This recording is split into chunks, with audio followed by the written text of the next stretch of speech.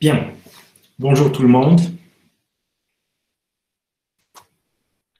Bonjour, monsieur.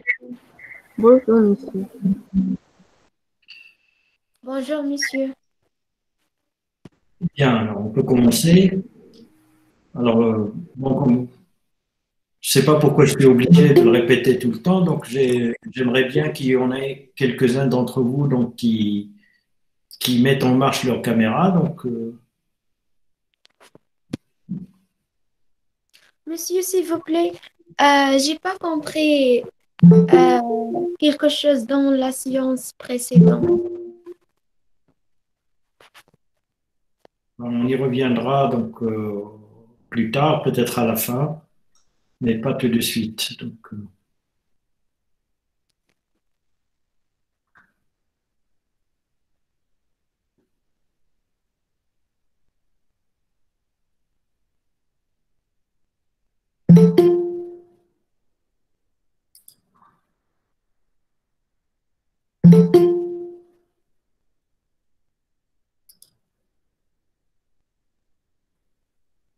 alors j'attends toujours, donc il n'y en a que deux personnes, trois, voilà, donc, qui ont mis en marche leur caméra.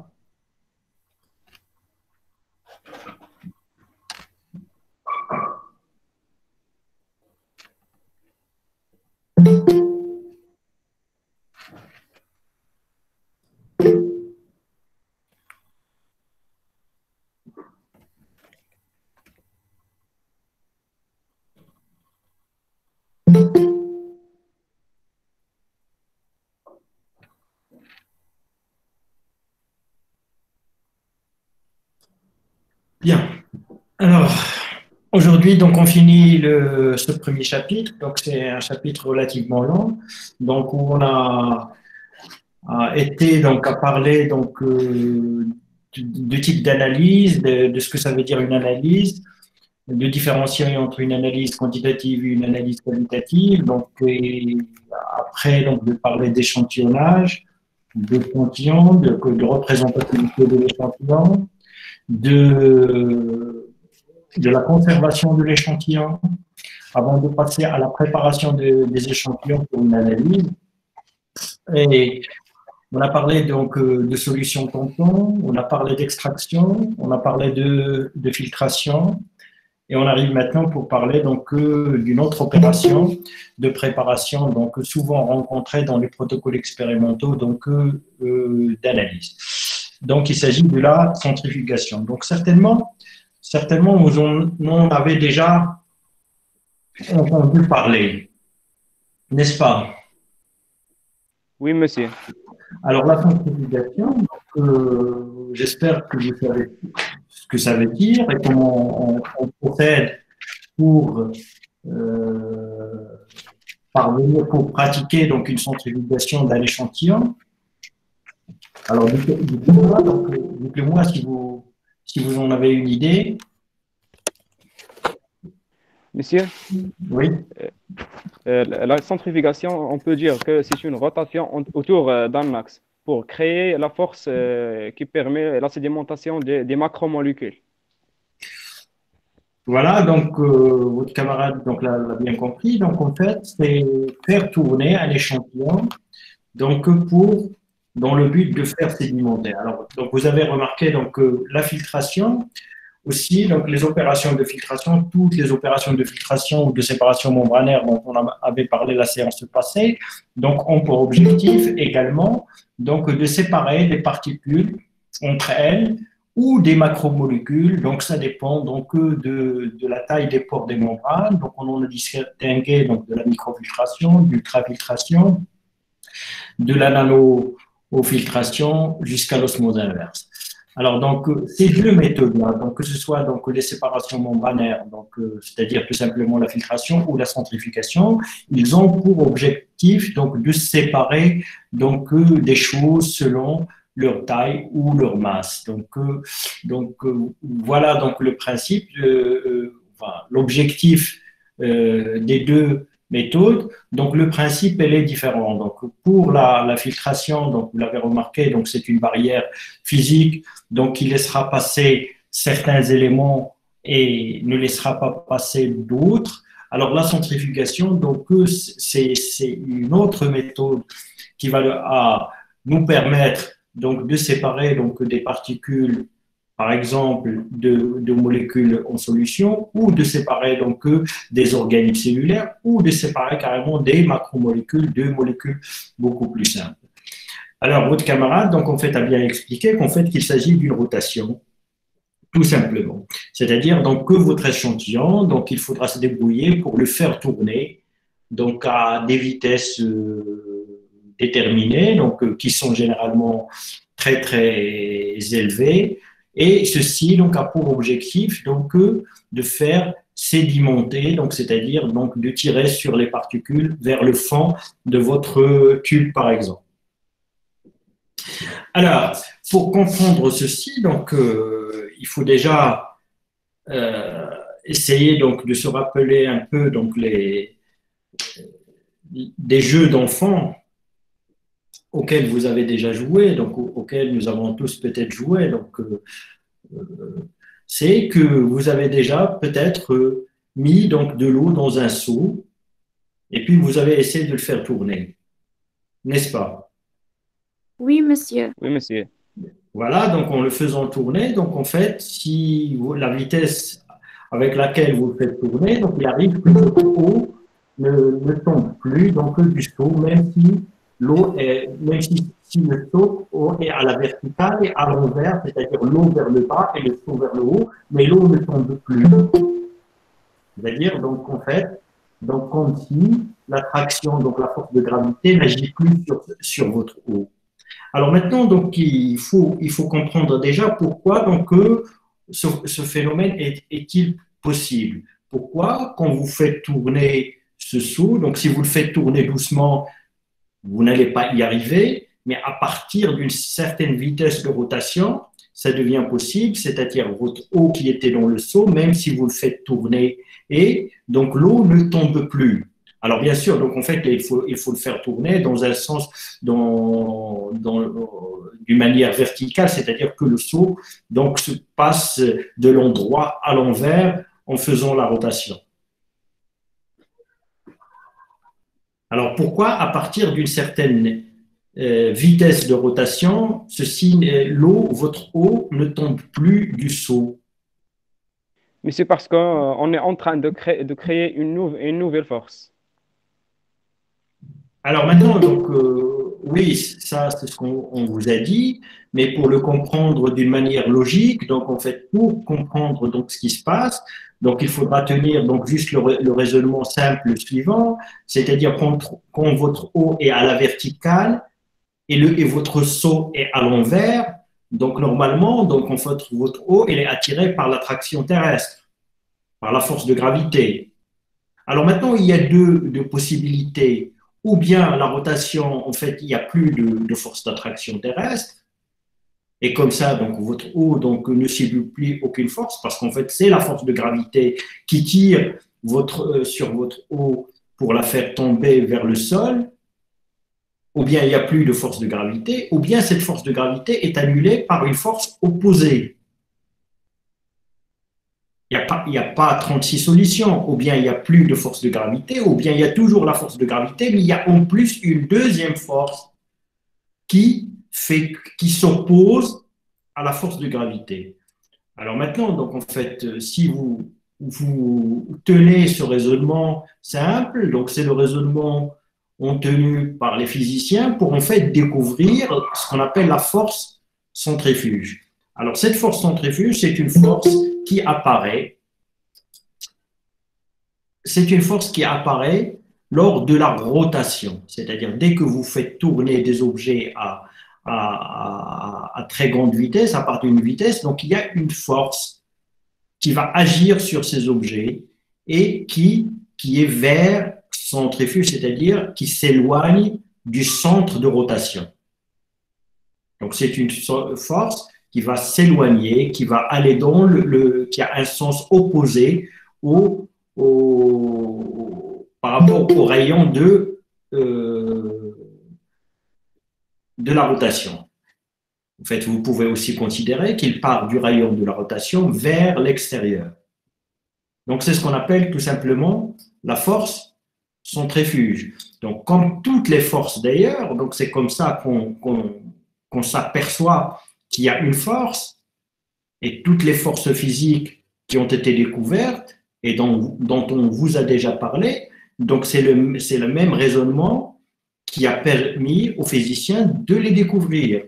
Donc, c'est parce que les objets tombent vers le sol et ne s'envolent pas et ne partent pas dans le sens inverse et ils ne restent pas immobiles quand vous les lâchez dans l'espace. C'est comme ça qu'on s'est aperçu qu'il y a quelque chose qui les attire vers le sol, vers le centre de la Terre.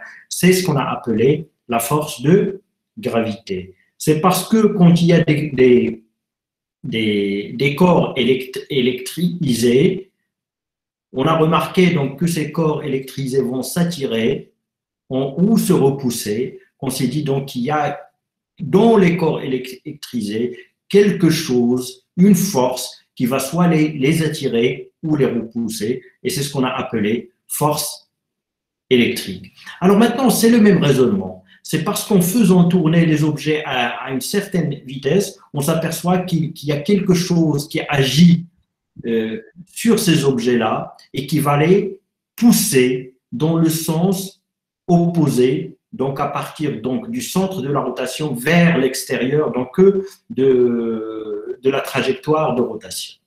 Et ça, on l'a appelé force centrifuge. Alors maintenant, c'est cette force centrifuge-là qu'on va exploiter pour tirer sur la matière, pour la faire sédimenter plus ou moins rapidement. Alors maintenant, si vous avez un mélange de particules ou de macromolécules dans une suspension, donc on parle de suspension quand les entités ne sont pas solubles, et on parle de solution quand les molécules sont à l'intérieur d'un solvant, ils sont solubles. Alors maintenant, donc, quand ce n'est pas soluble et que ça forme quand même un mélange plus ou moins homogène, plus ou moins stable, on parle de suspension. Alors maintenant, quand vous avez ce genre de mélange, donc en fait, si vous laissez juste décompter, c'est-à-dire si vous laissez juste agir la force de gravité terrestre, donc en fait, ça finira par, vos particules finiront par sédimenter. Donc on parlera dans ce cas-là de décontation, de simple décontation.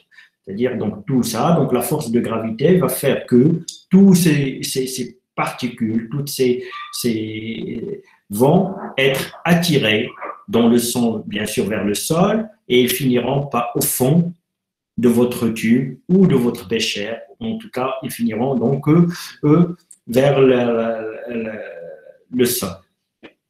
Donc ça, c'est la force de gravité. Alors maintenant, bien sûr, donc quand vous pratiquez une expérience, quand vous préparez donc votre échantillon pour une analyse, donc il y a toujours cette possibilité. Vous pouvez toujours, donc quand vous préparez votre café, donc c'est ce que vous faites, donc vous n'allez pas centrifuger, donc vous avez donc des particules de café donc dans de l'eau. Alors maintenant, donc soit vous filtrez pour aller plus vite, donc soit vous laissez juste décompter, donc et vous allez récupérer donc vos particules au fond de votre récipient. Alors maintenant, dans certains cas, donc cette opération va prendre énormément de temps, va être extrêmement lente, parce qu'en fait, donc cette force de gravité, donc il va agir, donc et la vitesse, donc en fait même l'accélération donc de sédimentation va dépendre de la masse ou de la densité des particules. Donc si ces particules donc, ont une densité très très très faible, donc en fait la force de gravité, c'est-à-dire le poids de ces objets-là, le poids de ces particules-là, elle est tellement faible qu'en fait il faut énormément de temps pour que ça puisse sédimenter, pour que vous puissiez séparer donc ce qu'il y a dans votre suspension. Alors à ce moment-là, donc c'est là où la centrifugation a tout son sens, c'est qu'en fait c'est juste elle va accélérer ce processus-là. Il va accélérer le processus de séparation, donc de ce que vous avez dans votre suspension et peut-être aussi dans votre solution pour des molécules et des macromolécules solubles, mais ça, on y reviendra un peu plus tard. Donc voilà, donc la centrifugation, vous l'avez compris, c'est faire jouer la force centrifuge pour accélérer la sédimentation des objets. Alors pour ceci, vous avez compris qu'est-ce qu'il faut? Il faut que vous vous débrouilliez donc pour faire tourner vos objets autour d'un axe pour qu'il y ait apparition d'une force centrifuge qui va tirer sur certaines particules et qui va les faire sédimenter au fond de votre tube, par exemple, donc beaucoup plus vite. Et comme ça, vous aurez donc d'un côté ce qui est sédimenté et d'un autre ce qui n'a pas sédimenté. Alors pour une analyse, donc en fait les deux options peuvent être intéressantes. Donc soit ce qui vous intéresse, vous allez dire donc il faudra que je le sédimente et je vais le récupérer. Ou bien c'est l'inverse qui vous intéresse, c'est-à-dire vous dites donc il y a beaucoup de molécules, beaucoup de particules dans mon échantillon qui ne m'intéressent pas et je vais m'en débarrasser en les faisant sédimenter. Alors n'allez pas imaginer, donc pourquoi je vous explique ça? C'est juste pour que vous n'imaginiez pas que en fait ce qui est intéressant, c'est ce qui reste, c'est ce qui ne sédimente pas. Alors, les deux stratégies, donc, pour une analyse, peuvent être intéressantes. Donc, ça dépend de ce que vous voulez analyser. Alors, il se peut, je me répète ici, donc, il se peut très bien que c'est ce qui va sédimenter que vous vouliez récupérer et qui est intéressant pour vous. Et c'est là, dans ce qui s'y démontre, où il y a la biomolécule ou les molécules qui vous intéressent pour l'analyse. Donc, ce que vous allez récupérer après, donc en fait, c'est ce qui a sédimenté, c'est ce qu'on appelle un culot de sédimentation. Alors, il est possible aussi que ce qui vous intéresse ne va pas sédimenter, mais vous allez faire sédimenter un tas de macromolécules, un tas de particules qui ne vous intéressent pas, et comme ça, vous vous en débarrassez. Alors, rappelez-vous, donc en fait, l'objectif de toutes ces opérations dont on a parlé et qui viennent pour la préparation de votre échantillon à l'analyse et qui viennent avant l'analyse, c'est en fait avoir quelque chose dans un extrait où il y a ce que vous voulez analyser, mais sans ce qui va vous gêner, ce qui va vous perturber votre analyse. Donc, c'est-à-dire avoir dans votre extrait la biomolécule dans un état la plus pure possible. Quand je dis la plus pure possible, ça peut être 10% de pureté. Donc, ce n'est pas nécessairement 90% de pureté, mais dans un niveau de pureté qui vous permettra l'analyse, tout simplement. Donc, c'est l'objectif de toutes les opérations dont on a parlé jusqu'à présent. Alors maintenant, la centrifugation, donc vous avez compris ce que c'est, vous avez compris donc le principe.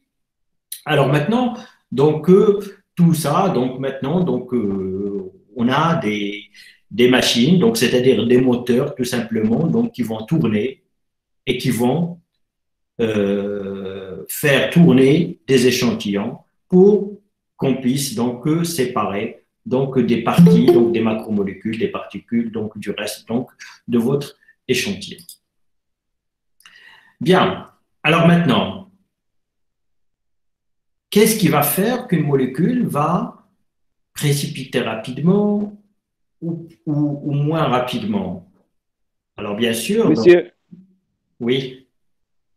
C'est la taille de la molécule ou bien la densité de cette molécule?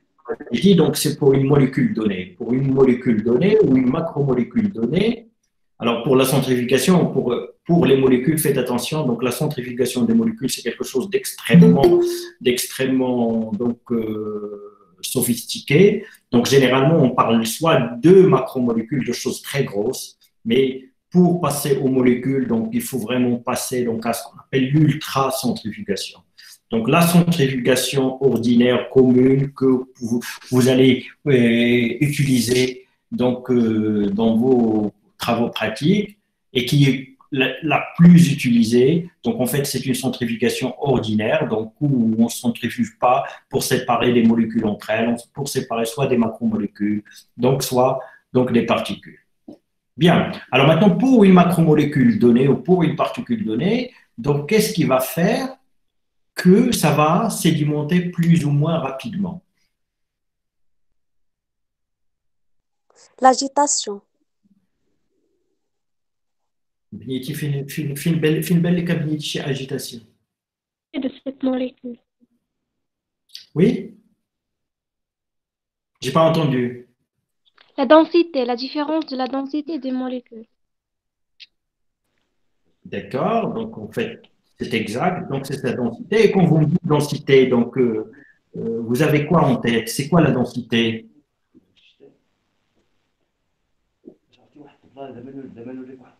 Ici, c'est presque la taille.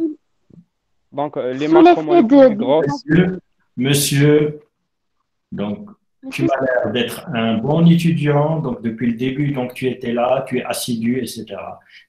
Fais attention, dans la science, il y a pas quelque chose qui s'appelle presque. C'est pas presque la taille, et presque la taille, c'est pas scientifique, monsieur. Monsieur, selon l'effet D'accord, de la gravité, Non, comment? selon l'effet de la gravité. Alors, on parle de centrifugation, vous me parlez de gravité, c'est qu'il y a quelque chose qui ne va pas. monsieur, c'est les grosses molécules qui vont sédimenter le premier. C'est les Monsieur, grosses macromolécules. monsieur, vous n'avez pas compris la question, je répète la question, donc voilà, donc ce qui vous fait perdre Monsieur, les jours d'examen. Hein? Donc, ma question était quoi? Pour une macromolécule donnée ou pour une particule donnée, qu'est-ce qui va faire qu'il va sédimenter rapidement ou lentement? C'était ça la question. Donc, il n'y a pas à comparer les molécules. Oui, oui, mademoiselle. en fonction de leur différence de densité, on les soumet à une force de centrifuge. En fonction de leur différence de densité, différence, leur différence de densité, vous parlez de quoi? À la séparation des molécules. Des molécules. Moi, je parle d'une molécule, mademoiselle. Je parlais d'une. Oui, C'est la vitesse de rotation qui lui permet. voilà, très bien. Donc, Oui. on y arrive doucement. Donc, voilà. Donc, en fait, pour la molécule, ce qu'il va faire, qu'il va sédimenter rapidement ou pas. Donc, c'est la La vitesse. vitesse de rotation, oui. D'accord. Donc, c'est la vitesse de rotation. C'est-à-dire, en fait, cette vitesse de rotation, en fait, elle est liée à la force centrifuge. C'est-à-dire, plus ça tourne vite, si ça sédimente vite, c'est qu'en fait, la force, elle est de plus en plus intense. Donc, c'est ça, parce qu'en fait, ce qui fait sédimenter, c'est pas la rotation, c'est la force qui apparaît lors de la rotation et qu'on appelle force centrifuge. Alors maintenant, si vous augmentez la rotation, donc, en quelque sorte, c'est l'intensité de cette force va augmenter. Et si l'intensité de cette force va augmenter, donc ça va aller beaucoup plus vite. Oui, tout à fait. Alors maintenant, est-ce qu'il y a autre chose qui va faire que ça va sédimenter vite ou moins vite?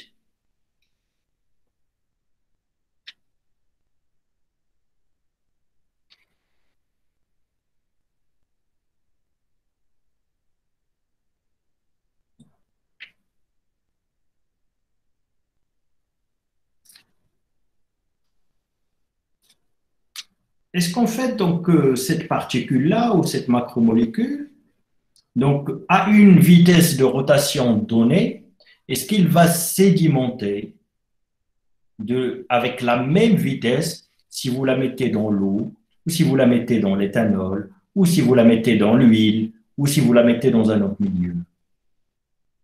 Est-ce que ça va? Non, Hmm? c'est selon la masse du solvant aussi. Ça dépend. De la masse du solvant. Enfin, je ne sais pas si ça dépend de la masse ou pas, donc je ne sais pas pourquoi vous me parlez de masse de solvant. Alors ça, je ne sais pas pourquoi vous me parlez de masse. Alors, ça dépend du milieu. Ça dépend du milieu. Monsieur, ça dépend de la densité. Donc, ça dépend de Ça milieu. dépend de la densité. Monsieur, ça dépend du milieu. Ça dépend du milieu. Alors maintenant, on va essayer de réfléchir, c'est quoi dans ce milieu-là qui va faire en sorte que cette molécule va sédimenter vite ou pas?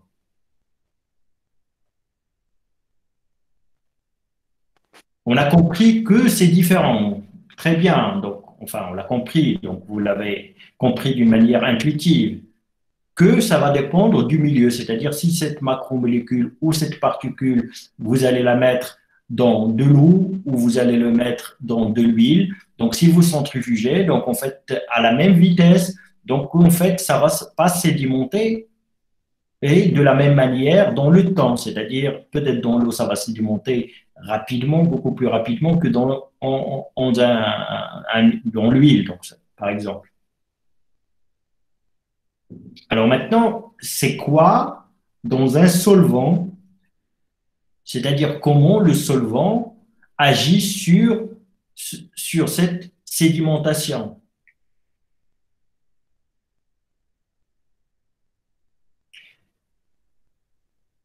Alors maintenant, pour comprendre la première chose ici, c'est en fait, imaginez donc que cette particule, c'est une bille. C'est une bille en plastique. Donc c'est une petite boule en plastique. D'accord? C'est bon? Alors maintenant, si vous essayez de la faire plonger dans un récipient où il y a de l'eau,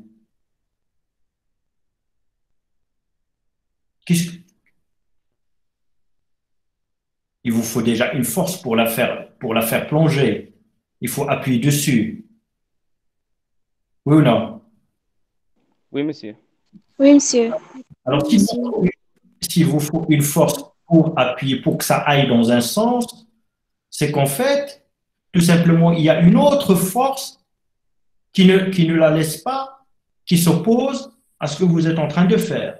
Alors, pour la faire plonger, il vous faudra une force supérieure à la première force qui ne la laisse pas plonger. D'accord? Est-ce que vous avez compris ce petit raisonnement? Oui, monsieur. Oui, monsieur. Si vous avez une Oui, petite monsieur.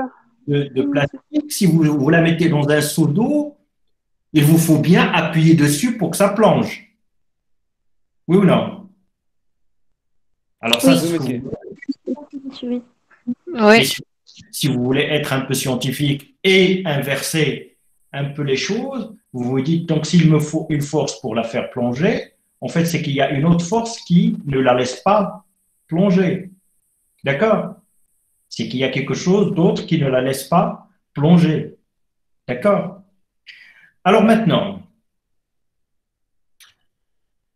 est-ce que je vais donner un autre exemple dans un sac de riz. Donc, un sac de riz. Alors maintenant, on va plus prendre une boule de plastique, mais une petite bille en fer, en acier.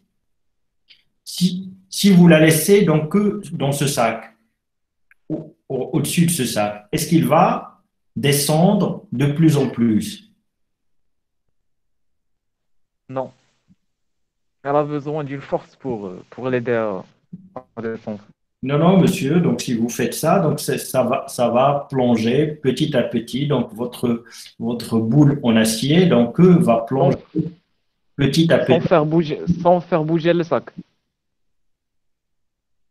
Elle va plonger dans le sac de riz. Donc, il n'y a que des grains de riz là-dedans. Donc, ça va plonger doucement là-dedans. Alors maintenant, dans ce chemin, donc, quand cette bille de plastique plutôt, donc plonge petit à petit dans ce sac de riz. Donc en fait, la vitesse va être peut-être très très très lente, d'accord? Alors maintenant, ce qui m'intéresse ici dans cet exemple-là, qu'est-ce qui l'empêche d'aller vite? Mais est-ce qu'on peut dire que la masse volumique du solvant? Non, mais là, il n'y a pas de solvant, monsieur. Donc vous avez du riz dans un sac, vous mettez une boule de feu en acier très massive, donc au-dessus. Donc, elle aura tendance à descendre petit à petit, mais ça va être extrêmement lent. Pourquoi? Si ça va être lent, qu'est-ce qui l'empêche d'aller vite? Alors, À cause de la densité de jury. il y a quelqu'un qui partage son écran de téléphone.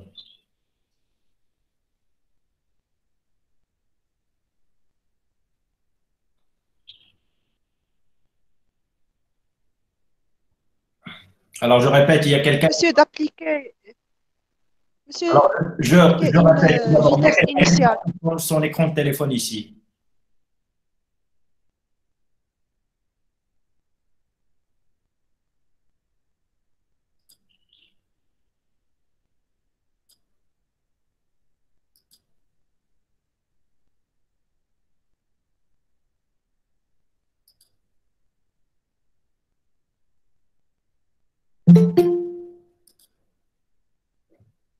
Bon.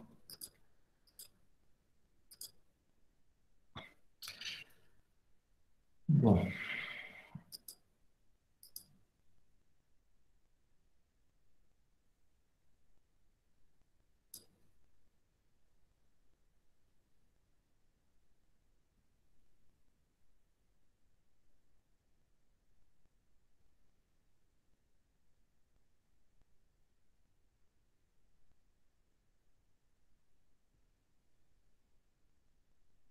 Alors, s'il vous plaît,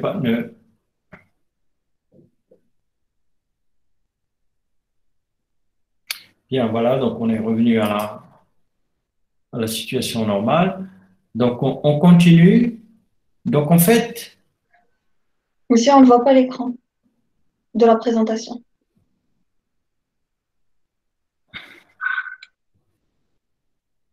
alors, c'est pas très grave. Donc voilà, donc ça va repartir. Alors maintenant, donc, ce qui est important, donc, c'est qu'on comprenne déjà tous les mécanismes qui jouent là-dedans. Alors, vous avez compris, donc, à travers donc, cet exemple donc, de petites boules en plastique, c'est qu'en fait, pour que ça plonge, il y a quelque chose qui va s'opposer à sa progression, à son mouvement, donc, à travers un solvant ou à travers l'eau. On va y revenir. Alors maintenant, dans ce deuxième exemple que je vous ai donné, donc maintenant, donc on a une bille en acier massive, c'est-à-dire donc qui est très dense, que vous mettez donc sur un sac sur du riz. Donc en fait, ça va glisser doucement vers le fond. Mais ça va être très, très, très lent. Alors maintenant, ce qui est intéressant ici, pourquoi? Qu'est-ce qui l'empêche d'aller vite? Mais c'est une deuxième force qui est opposable aux gravités. Oui. Monsieur, c'est la force de résistance. Qu'est-ce que vous appelez force de résistance? C'est la force qui s'oppose au déplacement d'un corps. Alors ça, c'est juste vous qui l'appelez comme ça. Donc la force qui s'oppose au déplacement d'un corps, ça peut être plusieurs choses. Ça peut être une autre force, n'importe quelle autre force. Monsieur, Oui. Oui, je vous écoute.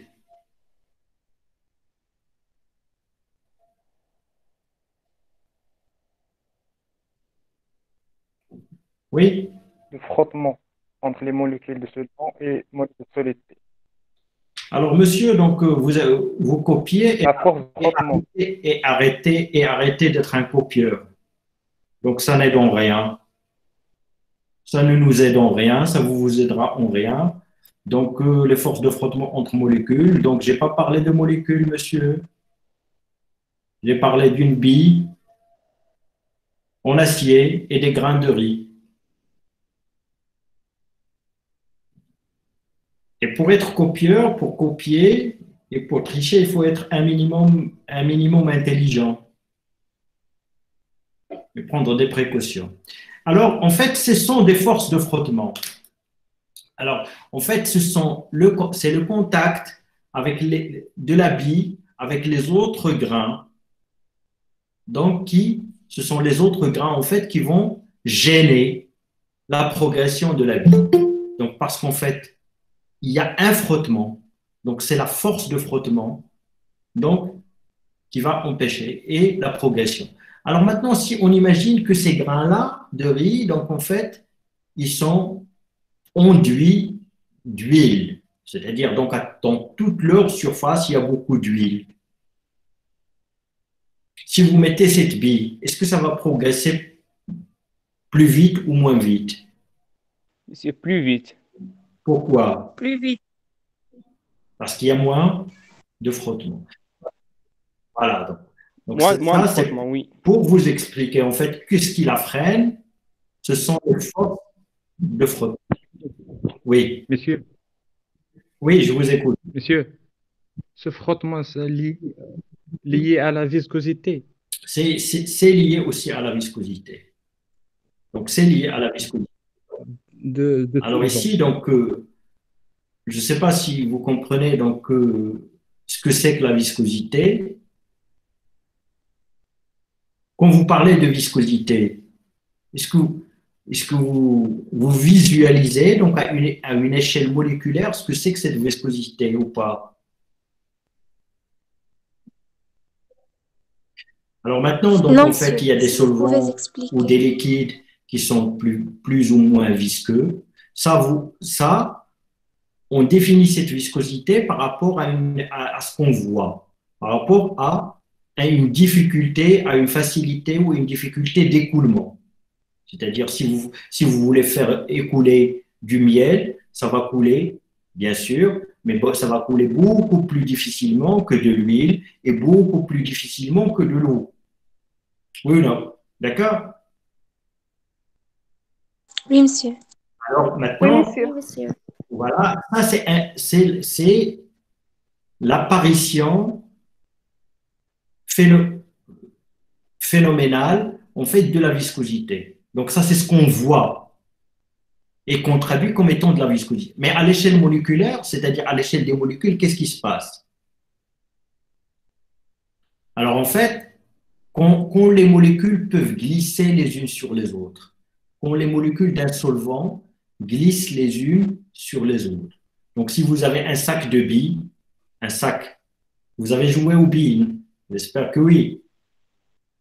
Oui, bien sûr, monsieur. Oui, monsieur. Un sac de billes, donc si vous le renversez, donc on fait toutes les billes, donc en fait se déversent rapidement.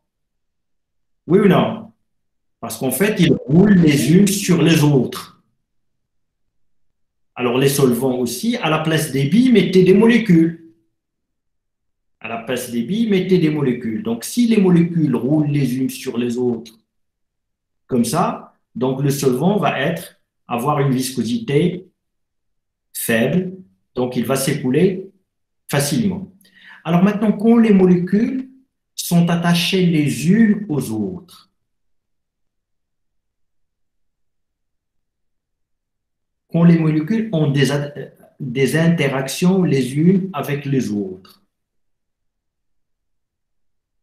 Donc en fait, pour qu'une s'écoule, donc en fait, puisqu'il est attaché aux autres, enfin quand je dis attaché, ce n'est pas des liaisons covalentes, j'insiste, mais d'autres types de liaisons. Et généralement, ce sont des liaisons faibles. Donc, quand ils sont attachés les unes aux autres, quand une molécule va rouler, donc puisqu'il est attaché aux autres, donc il ne va pas pouvoir donc, rouler sur les autres facilement. Il est retenu par les autres. Et par conséquent, les molécules ne roulent pas facilement les unes sur les autres. Et tout un solvant qui est formé de molécules de ce genre-là, donc va devenir très visqueux. D'accord? Et généralement, donc, pour un solvant donné, sa viscosité augmente avec la diminution de la température. Plus vous augmentez la température, plus il y a moins de viscosité.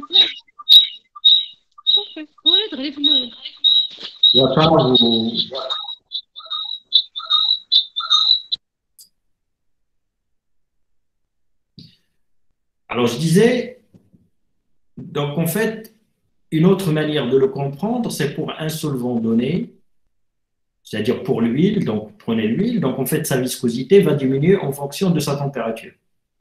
C'est-à-dire, plus la température est élevée, plus votre huile va s'écouler plus facilement. Alors, en fait, les températures, je l'ai dit peut-être à plusieurs reprises dans ce cours, donc en fait, elle détruit, c'est l'agitation, ça traduit l'agitation moléculaire, et les liaisons faibles sont très sensibles à l'élévation de la température. C'est-à-dire, dès que la température augmente, donc en fait, les liaisons faibles sont détruites. Alors maintenant, donc en fait, cette viscosité, donc ce que vous devez comprendre quand vous parlez de viscosité, c'est qu'en fait, c'est à l'échelle moléculaire, donc les molécules qui ont peu d'interactions entre elles. Les molécules qui ont peu d'interactions entre elles vont constituer un solvant très peu visqueux. Les molécules qui ont beaucoup d'interactions entre elles donc, vont constituer un solvant très visqueux. Alors, si vous revenez à cet exemple d'huile, en fait, l'huile, donc j'espère que vous savez ce que c'est, donc chimiquement. Oui, monsieur. C'est quoi? C'est un lipide. Oui, mais vous ne m'avez pas encore rien dit. Donc, vous me dites de l'huile, des lipides. Donc, en fait, ça a très peu de chimie. Il y a très peu de chimie là-dedans. Oui, c'est quoi comme molécule?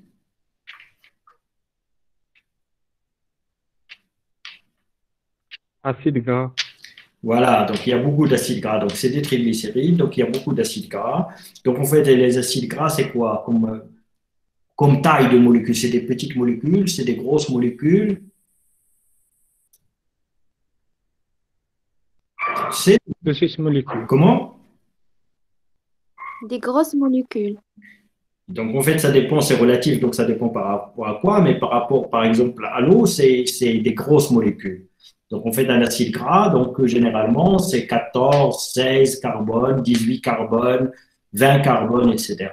Donc, c'est beaucoup plus grand que la molécule d'eau.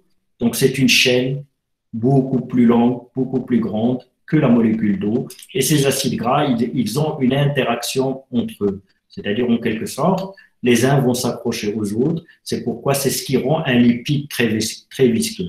Monsieur, Oui. Oui. ce sont des liaisons hydrogènes. Comment? Ah, ok. D'accord, monsieur, d'accord. J'ai rien dit. J'ai une question, monsieur, Oui. s'il vous plaît. Monsieur, pour l'eau, on savait déjà que l'eau est composée de une molécule d'oxygène et deux d'hydrogène. Donc, il y a plus de liaisons faibles dans un verre de l'eau, par exemple, qui s'appelle les liaisons hydrogènes. Donc, Non, mais ça dépend de la température. Donc, en fait, il y a beaucoup de liaisons hydrogène, oui, dans l'eau, mais par rapport à la molécule d'eau, donc c'est une petite molécule. C'est une petite molécule, contrairement à la molécule d'un acide gras, par exemple, qui est une longue chaîne. Alors, imaginez ça comme si vous avez des petites billes et que vous avez là un fil, donc qui est très long et qui est enchevêtré avec d'autres fils, donc ce qui rend donc en fait l'écoulement très très difficile. oui, monsieur. Donc, la viscosité dépend de la taille des molécules et aussi des liaisons faibles. Le nombre des liaisons d'hydrogène engagées pour chaque molécule. Oui, monsieur, merci. D'accord. Monsieur, Pas uniquement les liaisons hydrogène, donc toutes les liaisons faibles, type Van der Waals, et autres. Oui, seulement les liaisons hydrogène? je viens de répondre. Je viens de répondre. Je dis donc pas uniquement les liaisons. Il y a un problème de connexion. Donc voilà, donc je viens de répondre. Donc c'est pas uniquement donc toutes les liaisons faibles, tout type de liaisons faibles qui peuvent retenir des molécules entre elles. Bien. Alors on continue. Donc si vous avez compris, donc on fait ces deux exemples-là, vous avez compris ce qui arrive à une macromolécule dans une solution. C'est-à-dire il y a quelque chose qui va s'opposer à sa progression, qui va la pousser comme la balle en plastique, et puis il y a quelque chose également qui va la retarder comme la balle, comme la bille en fer. Donc, il y a les forces de frottement. Donc, même si à l'échelle moléculaire, c'est-à-dire que ce soit des molécules du solvant ou des macromolécules ou des particules, donc en fait, ces deux exemples-là que je vous ai donnés, donc s'appliquent aussi. C'est-à-dire une molécule qui va aller de plus en plus en profondeur dans un solvant, en fait, ce mouvement-là, il va se faire avec un frottement avec les autres molécules. Et les frottements avec les autres molécules vont retarder sa progression. D'accord? Est-ce que c'est clair? Alors, Oui, monsieur.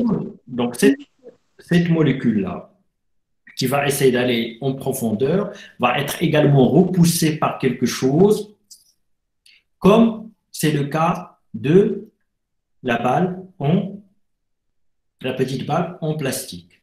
Alors maintenant, c'est quoi ce quelque chose qui pousse les objets, qui s'oppose aux objets de sédimenter ou de décompter dans un solvant ou dans l'eau, si vous préférez que ce soit dans l'eau? C'est quoi? C'est quoi qui empêche le bois, par exemple, de plonger dans de l'eau? Pourquoi du bois, Monsieur, ça la flotte? force d'Archimède. La poussée d'Archimède. La poussée d'Archimède. Ça s'appelle la poussée d'Archimède. Alors maintenant, vous qui me parliez de poussée d'Archimède, il faudra m'expliquer ce que c'est. Parce C'est que quoi? toutes les corps se plongent dans un fluide, ça exerce une force qui empêche le plonge dans ce fluide. Oui, mais pourquoi il y en a d'autres qui plongent? Donc, si vous mettez donc une bille de fer dans de l'eau, donc ça va plonger. Monsieur, parce que Oui. la densité de la planche est Parce que, inférieure à celle de l'eau. monsieur, Parce que la densité. De la planche est inférieure à celle de l'eau. Alors maintenant, monsieur, mademoiselle, Ça dépend à la surface. pourquoi un bateau flotte? Vous qui me parlez de densité, donc pourquoi un bateau? Parce que la forme du bateau, Pourquoi un bateau flotte? Juste pour vous dire, donc en fait, c'est pas vraiment une question de densité du matériau. Ah, les bateaux, ils sont faits. monsieur, Les bateaux, ils sont monsieur, faits. Vous attendez. monsieur, Vous attendez, oui. Donc en fait. Alors les bateaux, ils sont faits en acier, n'est-ce pas? Vous avez déjà vu des bateaux? oui, monsieur. Donc ils sont faits en acier. Alors si vous mettez de l'acier sur l'eau, donc normalement, donc ça plonge. Un bateau, ça ne plonge pas. Pourquoi? Donc c'est pas. Parce que la face parce du que la bateau, force d'Archimède est supérieure au Et c'est quoi cette force d'Archimède, monsieur? monsieur, Monsieur le Graoui. parce que la force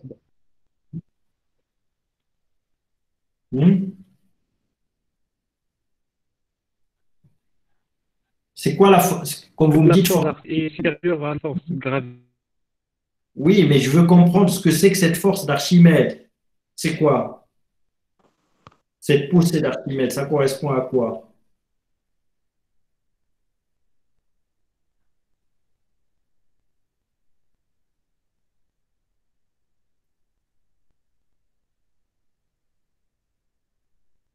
Alors en fait, un objet qui flotte sur l'eau, donc on en parle pour l'eau, mais on peut en parler pour n'importe quel fluide.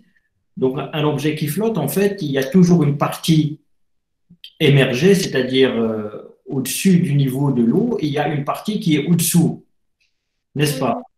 oui, monsieur. Alors maintenant, en fait, à quoi ça correspond cette poussée d'Archimède? Donc, ça correspond juste à l'équation toute simple suivante, c'est qu'en fait, si le volume de l'eau, le volume de l'eau écarté par l'objet. C'est-à-dire quand l'objet il va plonger, il va écarter un volume d'eau, il va prendre sa place. D'accord? Ça correspond au volume de l'objet qui est sous l'eau. Donc avant que ça plonge, c'était de l'eau, n'est-ce pas? Alors maintenant, quand ça plonge, donc il y a une partie de cette eau-là, un certain volume de cette eau-là, qui est remplacé par le volume de votre objet. D'accord? Oui. Alors maintenant, donc la masse de cette eau est exactement égale à la masse de l'objet. La masse de l'eau écartée par un objet est égale à la masse de l'objet pour que ça puisse flotter. Monsieur, Alors vous attendez, mademoiselle. Alors maintenant, donc il y a deux cas. Soit que l'objet, il va écarter, le volume d'eau qu'il va écarter va avoir une masse supérieure à sa masse, et dans ce cas-là, l'objet va flotter, c'est-à-dire le volume d'eau, la masse du volume d'eau écarté par l'objet, il est supérieur à la masse de l'objet. Donc l'objet va flotter. C'est ce qui arrive pour le bois. Si vous mettez un morceau de bois, donc il va écarter juste une petite partie d'eau. Donc la masse de cette eau, elle est toujours supérieure à la masse de l'objet. D'accord? Alors maintenant, donc si un objet, il va écarter, si la masse d'eau écartée par l'objet est inférieure à sa masse, l'objet va couler. Si vous prenez une bille en fer, donc si vous prenez le même volume, le volume de la bille, vous le prenez en eau, la masse de cette eau va être inférieure à la masse de la bille. Donc voilà, et elle va plonger. Alors maintenant, si vous vous débrouillez pour que le volume d'eau écarté soit, la masse de ce volume d'eau écarté soit inférieure à la masse de l'objet, donc ça ne va jamais plonger.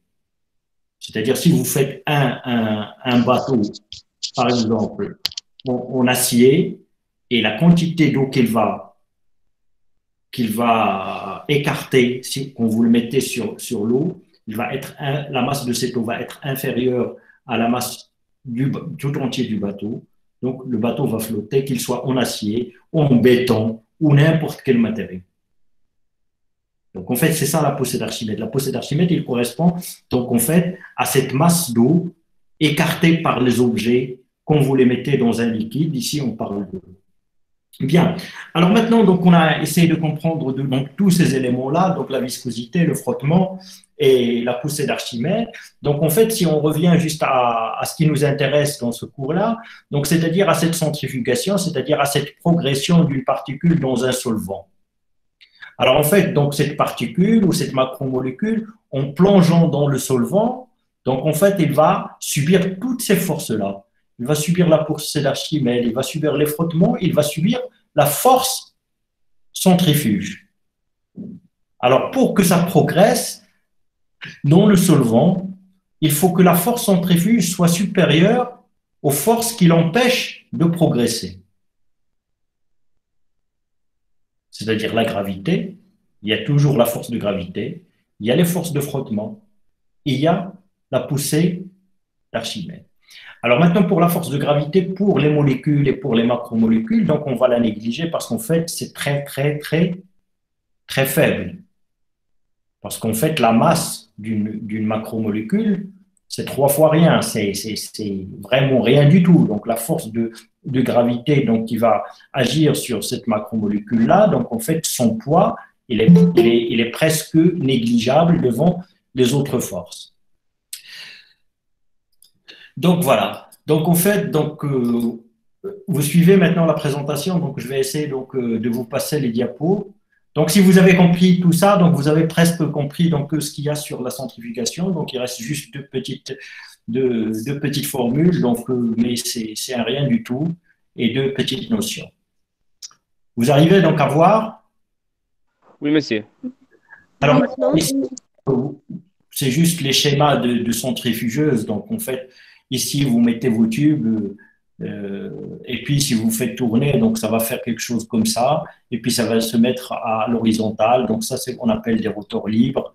Donc, et la force de centrifuge, donc, il va dans ce sens-là, il va tirer dans ce sens-là.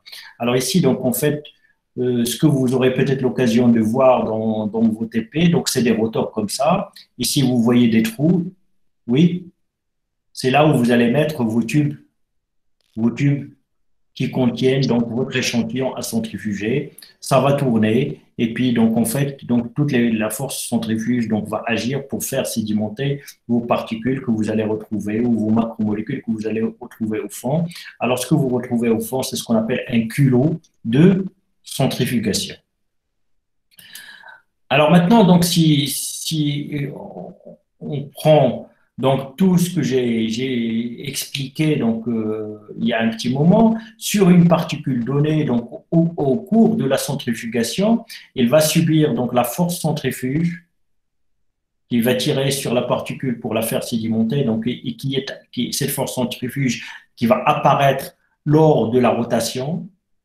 Et puis, il y a les forces de frottement qui vont l'empêcher, qui vont freiner la progression de la particule. Il y a également la force d'Archimède ou la poussée d'Archimède qui va également essayer de s'opposer à la progression de la particule lors de la centrifugation. Alors ça, c'est des petites notions donc normalement de physique que vous devez déjà connaître. Donc en fait, une force centrifuge donc, qui apparaît lors de la rotation, elle est égale à la masse de la particule multiplié par la vitesse de rotation angulaire au carré, multiplié par le rayon. Alors en fait, c'est ce que vous avez déjà, c'est à quoi vous avez déjà répondu tout à l'heure. Alors, quand je vous ai posé la question, qu'est-ce qui fait qu'une particule donc, va sédimenter plus rapidement ou moins rapidement? Alors, vous m'avez répondu que c'est la force de rotation, d'accord? Et vous m'avez, enfin le rayon, on en a parlé, donc j'ai oublié, donc, mais je vais en parler à l'instant. C'est-à-dire pour une particule donnée, ce qui va faire que la force centrifuge va être plus intense ou moins intense. C'est les plus intenses, c'est que la particule va sédimenter rapidement. C'est les moins intenses, donc il va prendre beaucoup plus de temps. Alors en fait, pour une particule donnée, donc en fait, ceci va dépendre de la vitesse de rotation. C'est-à-dire plus cette vitesse de rotation est importante, plus la force est importante et plus la vitesse de sédimentation est importante. Donc, sauf que ce n'est pas proportionnel à la vitesse angulaire, c'est-à-dire à la vitesse de rotation, mais il est proportionnel au carré de la vitesse angulaire. D'accord? Et puis, ça dépend aussi du rayon. Il est proportionnel au rayon. Alors, en fait, ça, donc, si vous faites tourner, donc, si vous revenez donc à ce jeu pour faire tourner un seau, donc, si le rayon de la rotation est faible, vous aurez du mal à retenir l'eau qu'il y a dans le seau. D'accord? Vous aurez du mal avec la même vitesse de rotation. Vous pouvez y arriver, mais si vous mettez un rayon beaucoup plus grand, c'est-à-dire si vous tenez votre seau par une corde et vous le faites tourner, avec la même vitesse de rotation, ça va être retenu. C'est-à-dire, en fait, plus le rayon est important, plus la force centrifuge est importante. Est-ce que vous avez compris donc ceci? Est-ce que vous le visualisez? Est-ce que vous avez déjà joué à ça ou pas? Oui. Oui, monsieur. C'est le même principe aussi. C'est le même principe aussi des lance-pierres. Quand vous mettez des pierres dans un lance-pierre, si vous voulez leur donner le maximum de force, il faudra que le lance-pierre soit le plus long, que vous ayez un rayon le plus grand, un rayon de rotation le plus grand possible. N'est-ce pas, monsieur? Vous avez déjà fait ça? Non? Vous n'avez pas... Oui.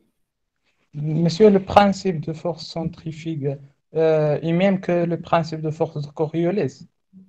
Oui, c'est exactement la même chose. La force de corrélation, on parle pour les planètes. Donc ici, donc pour tout mouvement de rotation, on parle de force centrifuge. Oui, monsieur. C'est bon? Oui, Oui, monsieur. monsieur, c'est clair. Alors maintenant, donc, cette force centrifuge, elle est d'autant plus importante que la vitesse de rotation est importante, elle est d'autant plus importante que le rayon de la rotation est important, c'est ce que vous avez là. Donc la force de centrifuge, elle est égale à la masse de la particule, donc que multiplier la vitesse angulaire au carré, que multiplier le rayon. Alors maintenant, aussi, si vous gardez la vitesse à une vitesse angulaire déterminée et un rayon déterminé, plus la particule est massique, plus la force centrifuge est importante. C'est-à-dire avec la même, c'est-à-dire avec la même vitesse angulaire et avec le même rayon, si vous mettez quelque chose de très léger, la force, ça ne va pas être la même si vous mettez quelque chose de plus lourd. C'est normal. Vous mettez quelque chose de plus léger, donc si vous faites tourner à la même vitesse, peut-être vous n'allez pas pouvoir le déplacer, mais si c'est plus lourd, vous allez pouvoir le déplacer rapidement. Donc si ça se déplace rapidement, c'est que la force qui agit dessus, elle est beaucoup plus importante. Donc en fait, c'est comme ça qu'on détermine que la force centrifuge, elle est proportionnelle à la masse de la particule. Plus la masse est importante, plus la force est importante. Il est proportionnel à la vitesse, à l'axe de rotation.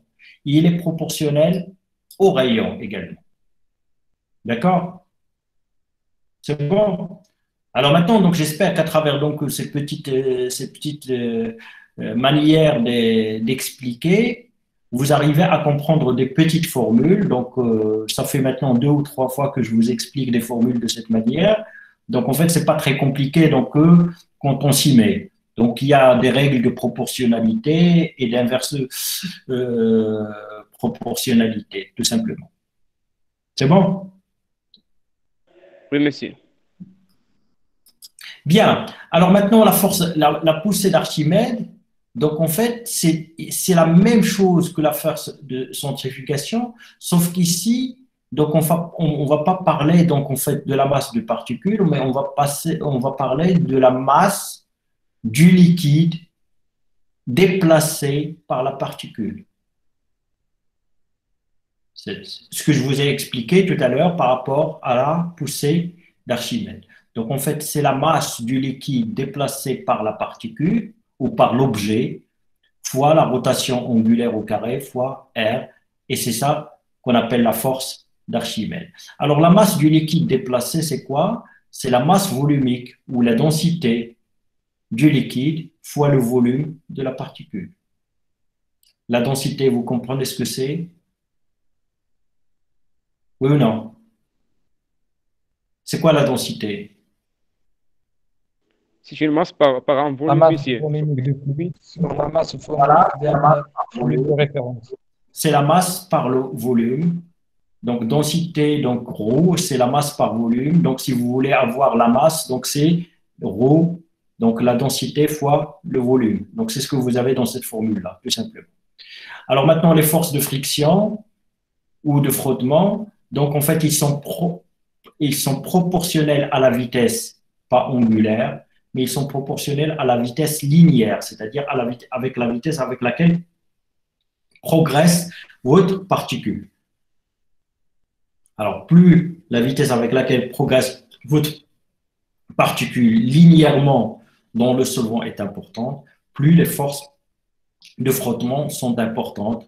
Et ici, F, c'est un coefficient donc, de proportionnalité tout simplement. Donc, il va dépendre de la particule et du solvant. C'est-à-dire ces forces de frottement, ils vont dépendre de la particule elle-même ou de la molécule elle-même, de sa forme, et puis également des molécules de solvant.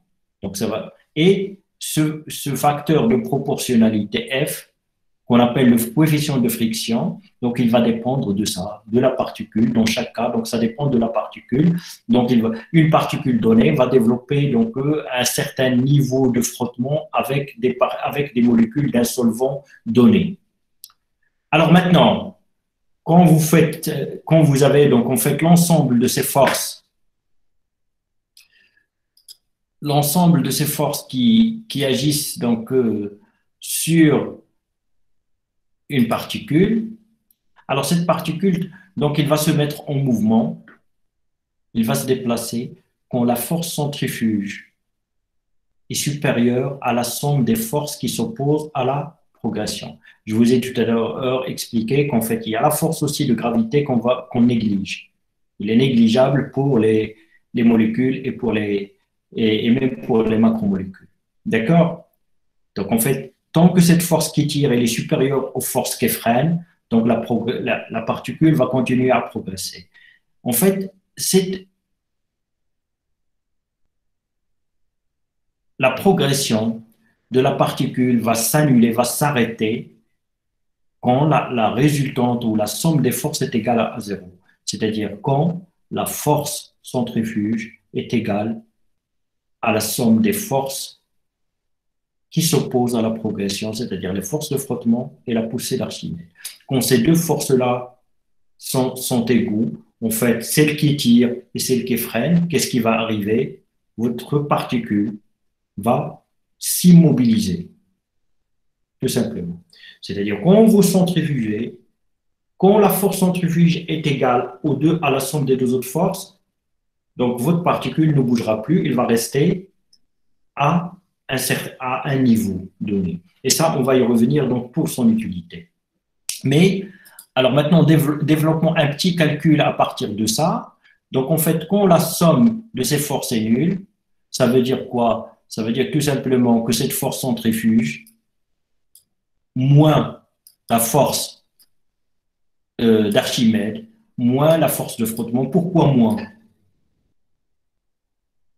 Alors ici, on a plus, mais ici, on met des moins. Parce qu'en fait, ils sont de sens opposés. Ici, c'est une somme vectorielle, et là, vous avez une somme scalaire. Donc, en fait, c'est la force d'Archimède et la force de frottement, ils s'opposent à la force centrifuge. Alors, quand vous faites la somme de tout ça, la particule donc, va s'arrêter de progresser quand cette somme est nulle. Alors, à partir de cette formule, vous allez arriver à ça facilement. Vous mettez oméga carré R. Ici, vous avez oméga carré R. Et là, vous avez oméga carré R. Vous la mettez en facteur. Et ça va vous donner M moins rho Vp, M moins rho Vp, facteur de oméga R. Vous le faites passer de l'autre côté. Ça va se retrouver sur le dénominateur. Alors, vous faites passer Fv de l'autre côté. Vous laissez V de l'autre côté, vous faites passer le facteur de frottement, le facteur de friction de l'autre côté, donc ça va se retrouver, et là aussi dans le dénominateur. Donc en fait, c'est un petit calcul tout simple. Alors maintenant, une particule donnée donc, va s'arrêter de bouger à ce niveau-là, et ça va déterminer donc un rapport de sa vitesse de progression linéaire ici, par rapport à la vitesse de rotation et qu'on appelle le coefficient de sédimentation. C'est-à-dire chaque particule va se retrouver à l'équilibre lors d'une sédimentation, lors d'une centrifugation, quand la vitesse de progression sur le rapport un rapport de sa vitesse sa vitesse de progression linéaire et la vitesse de rotation de la centrifugation. Et ce coefficient de sédimentation, il est spécifique aux particules. C'est-à-dire, pour chaque particule, donc, vous aurez un coefficient de sédimentation. Alors, l'unité de ce coefficient de sédimentation, c'est le Svedberg. Alors, le Svedberg, c'est le nom, juste le nom du scientifique suédois qui a travaillé sur ça et qui a déterminé ce coefficient de sédimentation S pour différentes particules. Et l'unité également, donc on l'a attribué donc à ce monsieur-là, donc c'est le Svedberg. Mais en fait, un Svedberg, il est égal en unité internationale à 10 à la puissance moins 13 secondes. Alors maintenant, dans ce tableau-là, vous avez des coefficients de sédimentation de différentes. Vous avez des coefficients de sédimentation de différentes particules. Ici, donc, vous avez le cytochrome C, c'est une protéine, la myoglobine, c'est une protéine, l'insuline également. Et vous en avez un tas, c'est juste pour exemple, et ici, donc voilà, donc vous avez 1,7 Svedberg, 1,82 Svedberg pour la myoglobine. Ça revient donc à ce que je viens de dire, c'est chaque particule, chaque macromolécule a un coefficient de sédimentation déterminé. Alors maintenant, ce qui est important par rapport à ce coefficient de sédimentation, c'est qu'ils ne sont pas additifs. Je m'explique. C'est-à-dire si vous avez une particule qui est elle-même formée de deux sous-particules, de deux éléments. Si vous avez les coefficients de sédimentation de chaque élément, ce n'est pas en faisant la somme des deux que vous avez le coefficient de sédimentation de la particule entière. Ça ne s'ajoute pas. C'est-à-dire, vous ne pouvez pas avoir, donc en fait, un coefficient de sédimentation additif. Vous ne pouvez pas avoir le coefficient de sédimentation d'une particule à partir des coefficients de sédimentation des sous-unités qui forment la particule.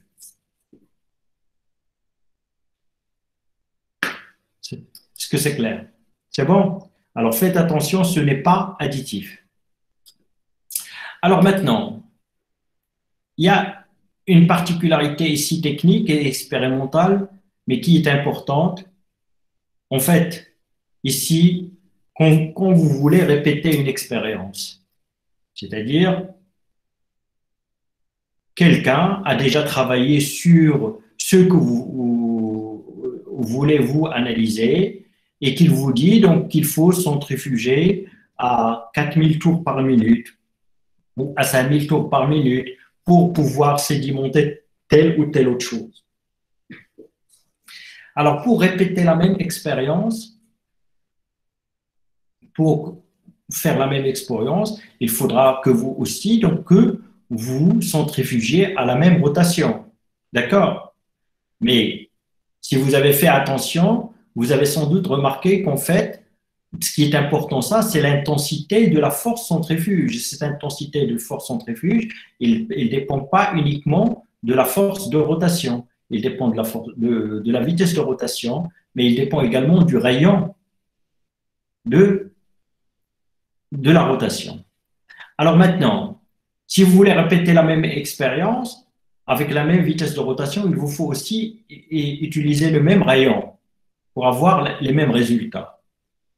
Alors ça suppose que vous allez avoir la même machine, vous allez devoir avoir la même centrifugeuse que celle sur laquelle a travaillé donc votre collègue ou ce scientifique donc avant vous. Alors pour résoudre ce problème, en fait, on n'exprime plus les centrifugations en vitesse angulaire, en vitesse de rotation. On les exprime en force équivalente de... Alors, je reviens à ça.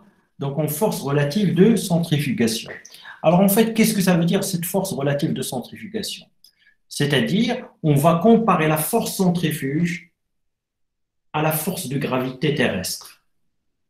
C'est-à-dire, on va vous dire qu'en fait, on a centrifugé avec la même force que la gravité terrestre.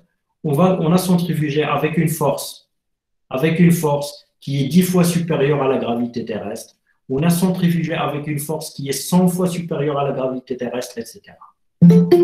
Alors ça, donc si la force de gravité terrestre, c'est une constante universelle, donc ça ne change pas. Alors quand quelqu'un vous dit, donc j'ai centrifugé à 1000 G, 1000 G, ça veut dire 1000 fois, avec une force supérieure à 1000 fois la force de la gravité terrestre. Alors comme ça, donc vous savez, vous avez une idée sur la force centrifuge qu'il a utilisée. Et il faudra, maintenant tout le problème, c'est qu'il vous faudra reproduire, si vous voulez refaire la même expérience, il vous faudra reproduire la même force. C'est-à-dire, vous avez votre machine, vous avez votre centrifugeuse, il faudra se débrouiller qu'avec votre centrifugeuse, que vous ayez la même force.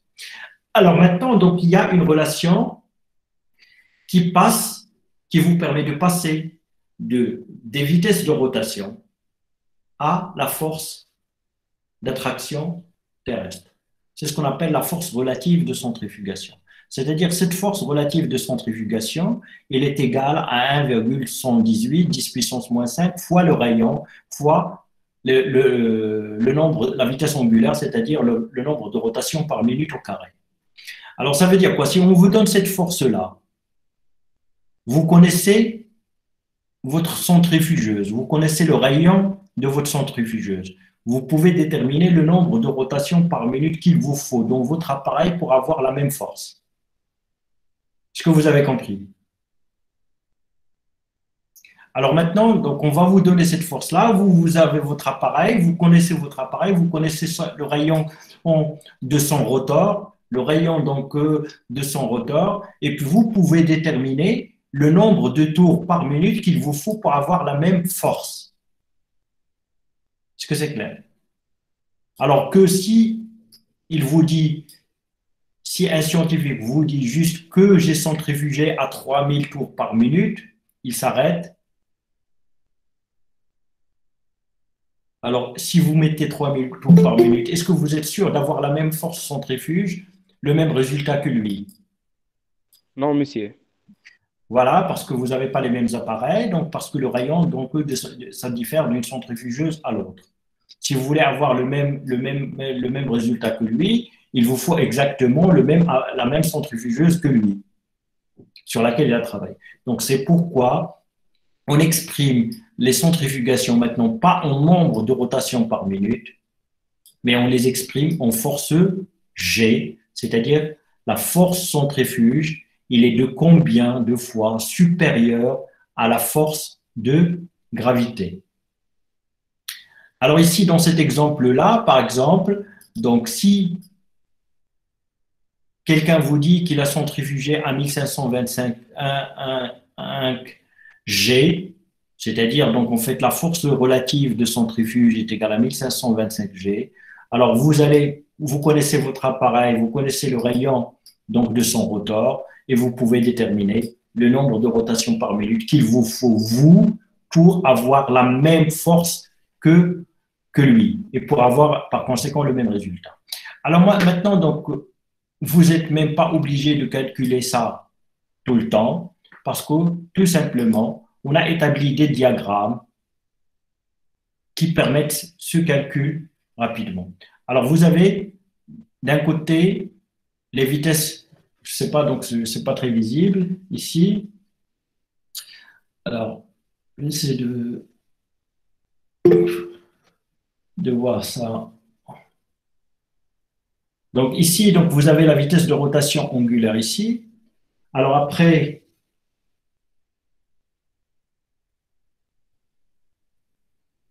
qu'est-ce que vous avez sur l'autre axe? Alors, vous avez la vitesse de rotation angulaire, vous avez la force équivalente en G dans cet axe-là, et vous avez le rayon dans cet axe-là. Ça veut dire quoi? C'est ce qu'on appelle des nomogrammes. Alors, comment on exploite ça?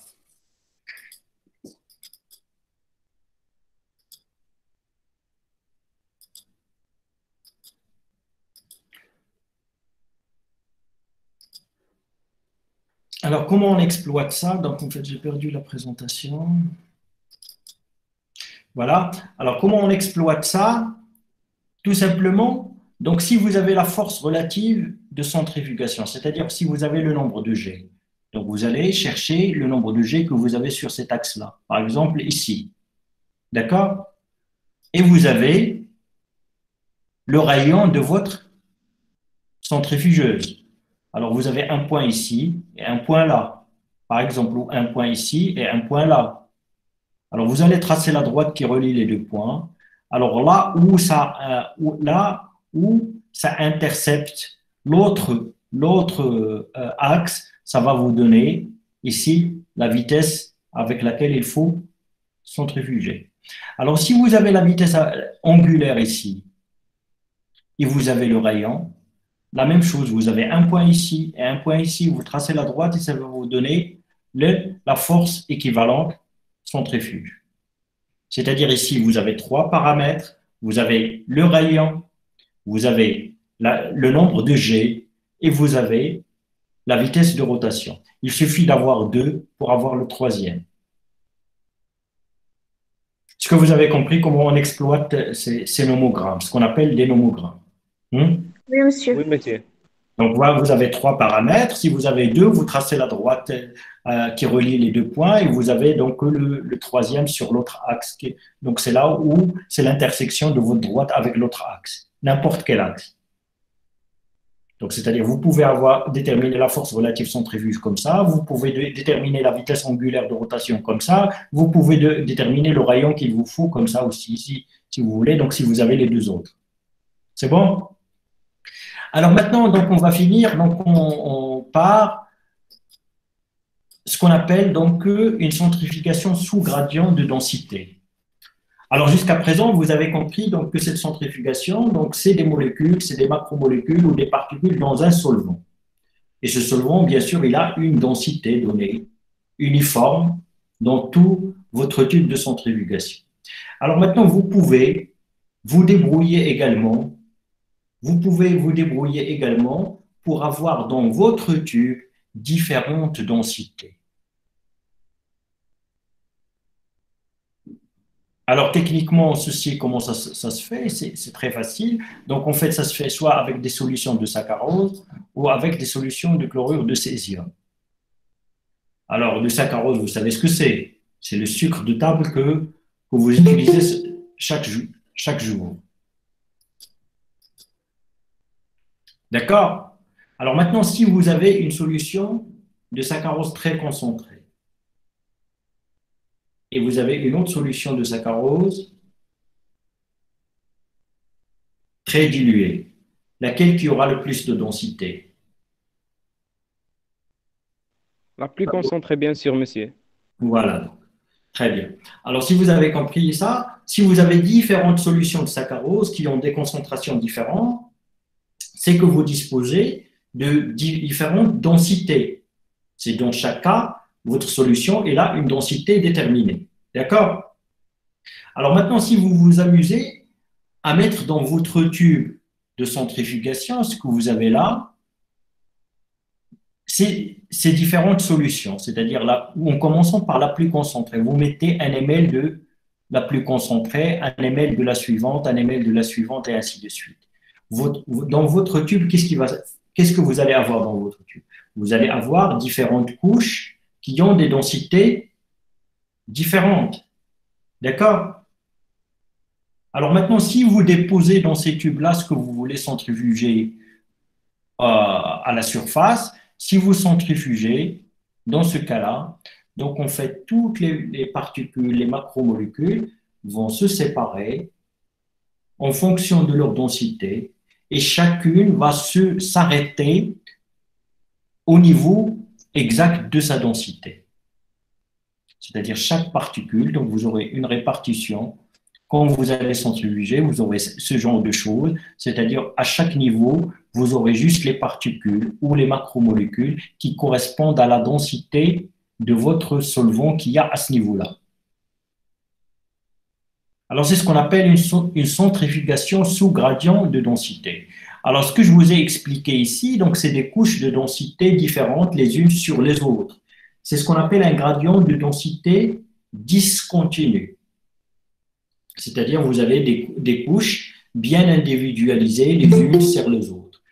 Alors, s'il y a un gradient de densité discontinu, c'est que aussi, donc, on peut faire un gradient de densité continue. Alors, un gradient de densité continue, on le fait de la même manière, sauf qu'on ne peut pas le faire manuellement. On le fait avec des machines et c'est le même principe, c'est-à-dire on va commencer par la solution la plus concentrée, on va mettre au fond et on va de plus en plus rajouter un pourcentage de la solution qui n'est pas de la solution diluée. C'est-à-dire, dans la première seconde, vous allez verser juste la solution la plus concentrée. Dans la seconde qui va suivre, vous allez verser 99% de la solution concentrée et 1% de la solution diluée. Vous allez les mélanger et les verser. Et puis, dans la seconde qui viendra après, vous allez avoir 98% de la solution concentrée et 2% de la solution diluée, et ainsi de suite. Alors, en fait, ça fait également des couches. Quand je l'explique comme ça, donc vous allez aussi imaginer qu'il y a des couches. Sauf que c'est des couches extrêmement fines. C'est extrêmement fine que vous avez l'air, que vous avez un gradient continu. Vous avez un gradient continu, pas discontinu, tout simplement. Est-ce que vous avez compris ce que je viens d'expliquer à l'instant? Monsieur, s'il vous plaît. Oui. Est-ce que les solutions ne peuvent pas se mélanger? Non. Donc, en fait, là, vous avez des molécules, c'est formé, le chlorure de césium, c'est un sel, et le saccharose, c'est un sel. Pour que vous mélangiez donc les deux solutions, pour que les densités varient, en fait, il faudra agir sur les molécules, c'est-à-dire les molécules qui étaient dans une couche, il faudra les centrifuger, en fait, les tirer pour qu'ils se retrouvent dans la couche en dessous. C'est comme ça que ça va se mélanger, n'est-ce pas? Sauf que c'est des petites molécules, les centrifugations, même l'ultracentrifugation ne peut pas les mélanger. C'est pourquoi tout à l'heure, je vous ai bien précisé que tout ce dont je parle, n'allez pas imaginer que dans la centrifugation, on va séparer des molécules. On sépare des particules, on sépare des organites cellulaires, même pour séparer des organites cellulaires, c'est-à-dire des mitochondries, des chloroplastes et des ribosomes, etc. Il faut une ultracentrifugation. Alors l'ultracentrifugation, c'est quelque chose qu'on obtient quand on fait tourner à 1 million de tours par minute. C'est énorme. Ça, c'est le nombre de tours par minute, c'est la vitesse de rotation angulaire qu'il faut pour séparer des organites cellulaires. Alors, une mitochondrie, ce n'est pas une molécule. Un chloroplaste, ce n'est pas une molécule, c'est quelque chose d'énorme par rapport à l'échelle moléculaire. Alors, les molécules, il faudra se réveiller très tôt pour pouvoir les centrifuger. On ne centrifuge pas des molécules. On ne sépare pas des molécules par des centrifugeuses. En tout cas, donc c'est extrêmement difficile. C'est-à-dire, il faut des centrifugeuses énormes. Déjà, il faudra que vous ayez un rayon. Le rayon de la centrifugeuse, il faudra qu'il fasse des centaines de mètres, sinon des kilomètres. Et puis, les moteurs qui font tourner ça, et donc il faudra qu'ils tournent à 1 million de tours par minute. Alors, le problème d'ultracentrifugation, maintenant qu'on en parle, c'est qu'en fait, donc, toute cette rotation, donc, ça génère de la chaleur. Donc, en fait, tout ça, ça tourne dans l'air. Et si vous faites tourner tout ça donc, dans l'air à cette vitesse-là, donc, ça chauffe à cause du frottement avec les molécules d'air. Et ça veut dire que toutes ces déjà, à partir de l'ultracentrifugation, même à partir de la centrifugation normale, donc vous êtes obligé de baisser la température qui va se retrouver dans la centrifugeuse, parce que ça va chauffer à l'intérieur à cause de la rotation. Alors n'oubliez pas que tout ça vous le faites pour faire des analyses. Il ne faut pas que la température augmente beaucoup sinon ça va détruire, ça va altérer, ça va dénaturer ce que vous voulez analyser. Donc déjà, toutes les centrifugeuses, ils sont équipés d'un système de refroidissement. C'est-à-dire, donc c'est en même temps une centrifugeuse, mais un réfrigérateur également. Donc tout ça s'est refroidi à l'intérieur, donc pour que vous puissiez donc faire correctement votre analyse. Alors maintenant, l'ultracentrifugation, c'est 1 million de tours par minute. C'est énorme. Donc imaginez la chaleur que ça dégage et imaginez aussi donc en fait la réfrigération qu'il faut pour ça. Bien. Alors maintenant, avec tout ça, j'insiste dessus, donc en fait, n'allez pas imaginer que vous allez séparer les molécules par centrifugation.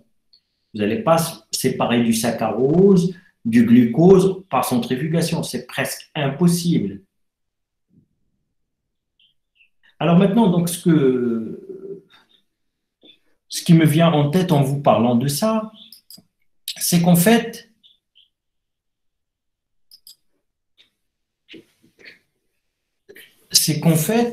vous avez tous entendu parler d'un problème. Enfin, je ne sais pas tous, ça dépend. Donc, je sais que vous vous intéressez à rien. Mais peut-être quelques-uns d'entre vous, donc à un certain moment, donc il y avait un problème avec l'Iran qui essaie de se doter de l'arme atomique, et puis tout le monde, en fait, beaucoup de pays donc occidentaux essaient de l'empêcher d'avoir l'arme atomique, et en voulant l'empêcher d'avoir cette arme atomique, en fait, donc on essaie qu'il ne s'équipe pas de centrifugeuses puissantes. D'accord? En fait, parce qu'en fait, pour avoir de l'arme atomique, il faudra avoir du plutonium ou de l'uranium extrêmement pur. Alors, l'uranium, le plutonium, c'est des atomes. Donc, déjà, pour les molécules, je viens de le dire, c'est extrêmement difficile de les séparer. Alors maintenant, pour séparer du plutonium et de l'uranium, donc là aussi, on le fait avec des centrifugeuses, sauf que c'est des centrifugeuses énormes. Et tout ce qu'on avait essayé de faire à l'époque, c'est d'empêcher l'Iran d'avoir ces centrifugeuses. C'est-à-dire, c'est des centrifugeuses dont le rayon dépasse les 100 mètres. Et puis, donc, c'est des gros moteurs qui font tourner à des vitesses énormes pour pouvoir séparer ces deux atomes, le plutonium et l'uranium, et avoir de l'uranium enrichi, c'est-à-dire donc de l'uranium qui a une pureté assez élevée. Donc, en fait, ça, c'est juste une parenthèse. Alors maintenant, donc, en fait, juste ayez en tête qu'avec une centrifugation, c'est presque impossible de séparer des molécules. Ce n'est pas au niveau moléculaire que ça se joue. C'est au niveau des particules, c'est au niveau des grosses agrégats moléculaires, c'est-à-dire des précipités, c'est au niveau des organiques cellulaires, si vous voulez séparer donc des ribosomes, si vous voulez séparer déjà ça, il faut de l'ultracentrifugation. Et de l'ultracentrifugation, comme je l'ai dit tout à l'heure, ce n'est plus des milliers de G, c'est des millions de G. C'est-à-dire il faut développer une force supérieure à la force d'attraction terrestre de 1 million de fois. Donc c'est déjà énorme pour arriver à séparer donc, les constituants cellulaires. Alors maintenant, un constituant cellulaire, donc c'est énorme, c'est très gros, c'est beaucoup plus massif qu'une molécule, c'est énorme. Alors maintenant, quand vous faites un gradient, la question de votre camarade, elle est pertinente, donc il a beaucoup de sens, en fait, mais faites attention, dans ces gradients de densité, ce que vous avez là-dedans, c'est des molécules. Donc, il y a des molécules, donc en fait, on ne les sépare pas, on n'agit pas dessus avec les vitesses de rotation qu'on a soit dans les centrifugeuses ordinaires et même dans les ultracentrifugeuses. Donc, ce n'est pas possible pour tirer sur une molécule. On ne peut pas tirer sur une molécule avec une vitesse de centrifugation de quelques milliers de G, et même avec quelques millions de G, on ne peut pas déplacer une molécule. Est-ce que c'est clair? C'est bon? Oui, monsieur. Très bien, donc si vous avez tout suivi et vous avez tout compris, donc je vais juste vous demander une chose, préparez vos questions. Donc tout ce que je fais en amphi, c'est des classes inversées, c'est-à-dire venez avec des questions. Venez avec vos questions, c'est une occasion d'expliquer à chacun d'entre vous ce qu'il n'a pas pu comprendre. Et en amphi, donc, ce n'est pas des cours magistraux. Alors maintenant, donc, ceux qui veulent travailler, donc, moi, je leur dis, donc, c'est la meilleure façon de faire. Ici, dans notre contexte, c'est juste cette pandémie qui nous impose ça. Mais sachez en fait que dans beaucoup d'universités au monde, c'est comme ça que ça se passe. Surtout au deuxième cycle universitaire, c'est-à-dire aux étudiants, ils ont toutes les ressources, ils ont les bouquins, ils ont les livres où ils ont les cours en ligne et au niveau en présentiel, on vient juste pour discuter, pour expliquer donc ce qui mérite d'être expliqué et ce qui y était mal compris. Donc voilà. Alors sur ce, donc cette conférence est finie et je vous souhaite donc une bonne continuation et à la prochaine. Donc j'essaierai de programmer donc une correction du devoir peut-être dimanche.